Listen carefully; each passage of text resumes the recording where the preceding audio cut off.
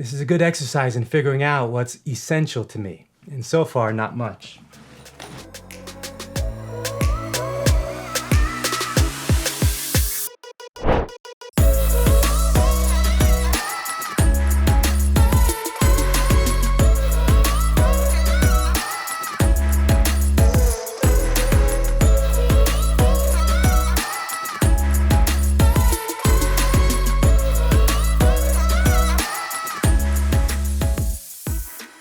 I can't afford this place anymore, so I have to move. I hate moving. And I'm gonna have to downsize a lot. I can probably only take one suitcase full of personal belongings and clothes.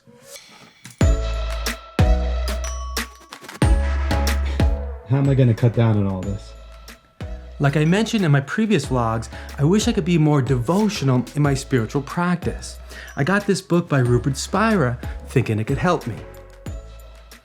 But the essence of it is really still the direct path to awakening based on self-inquiry and the philosophy of Advaita Vedanta. And it raises more questions. As Rupert points out, the word existence comes from the Latin to stand out or apart from. But in Vedanta, nothing actually stands out or is separated from the one reality there is. It only appears to. Things appear to be happening, and all this diversity we perceive seems to be real. But even if ultimate reality is a resting state of pure awareness or pure being, at our level of perceived reality, things are in motion. In the book, Rupert writes, "Existence is being in motion. Being is existence at rest."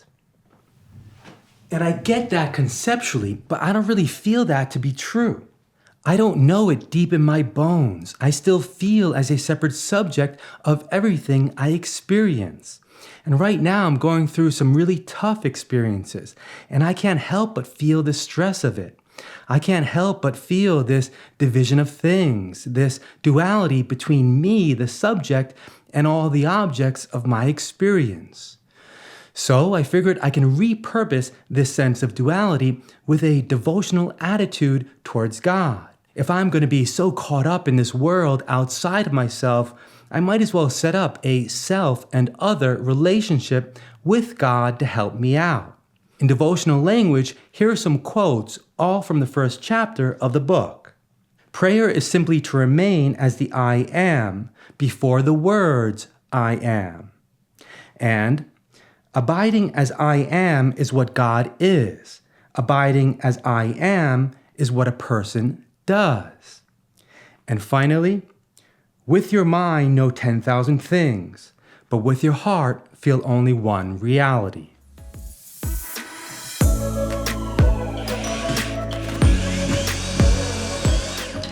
I've invested a lot into this apartment.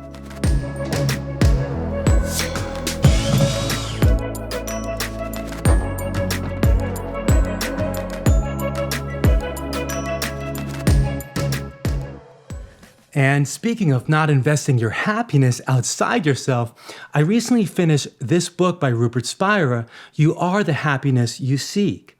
In it, he writes that in prayer, the person has dissolved, leaving only impersonal, infinite, utterly intimate being. Thus, the art of prayer is to abide as I am. It is the practice of the presence of God. But how can we really do that as an individual? As an individual that needs to survive, I can't stay in that place of the impersonal and infinite. And I want to set myself up as an individual apart from God so that I can appeal to God for help. Especially right now, I take comfort in surrendering to natural forces that are more in harmony with a bigger plan. I take comfort in believing in a greater and more comprehensive consciousness, as Carl Jung would call it. And I envision that outside of me, orchestrating things on my behalf and guiding me.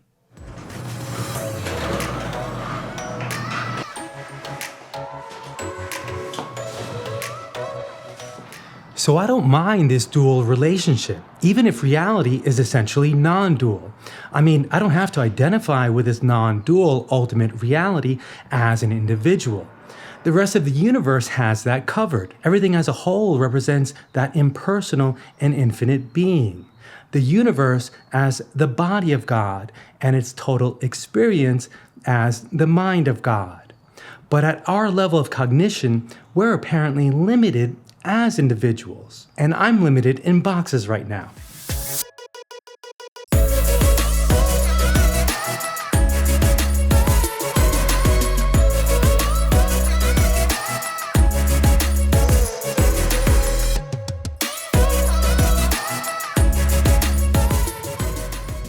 Maybe the best we can do as individuals is to realize our true nature and align with the totality of it as best we can. But as long as I'm thinking and doing something, I'm not identifying with the essence of what we really are, because there's no thinking and doing at that most fundamental level. It's a reality beyond time and space. There's ultimately nothing or no thing, no discrete physical things. And besides, I get as close to nothingness as I can in deep sleep anyway. I can only get so far when awake. When awake, I'm wrapped up in this game of life. I'm attached to things and to people. And I think it's a necessary part of surviving in this game. Rupert writes in You Are the Happiness You Seek, if letting go of everyone and everything were a traumatic or frightening experience, we would dread falling asleep at night. But we look forward to it. Why? Because it gives us access to the peace of our true nature, which is veiled by the activities of thinking, feeling, acting, and relating during the day. But we can't stay asleep. We need to get up and think, feel, and act during the day. The essence of who we really are may be closer in deep sleep or in deep meditation, but things don't remain in their pure, essential state. Even from a physicalist point of view, everything is described as being made up of quantum fields at rest, but the excitation of these fields is what we observe as the apparent physical world. Our minds can be thought of as fields too, as fields of subjectivity. An unexcited field can be thought of as a mind at rest, as close to no thought as possible. And even though the peace of our essential being may be most evident in a mind at rest, we can't remain there in that state forever. I think the best we can do is to carry over some of that peace into our waking, everyday lives. But let me know what you think and chat with me directly by joining my Patreon community with the link below. The support will help me to keep making videos like this. And within this persistent illusion, this is what I really want to do. In the end, I don't think that reality is an absolute nothingness. It's no thing from our relative perspective of how we think, meaning no object of experience. But it's still something. Even in the blankness of deep sleep, there's still something. We have an intuition of that something. We have an intuition that it's what we are. It's the subject of all things.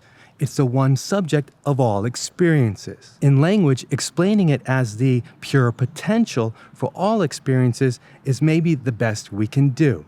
Like and comment if this resonated with you, and subscribe below to follow me on my journey. See you next time.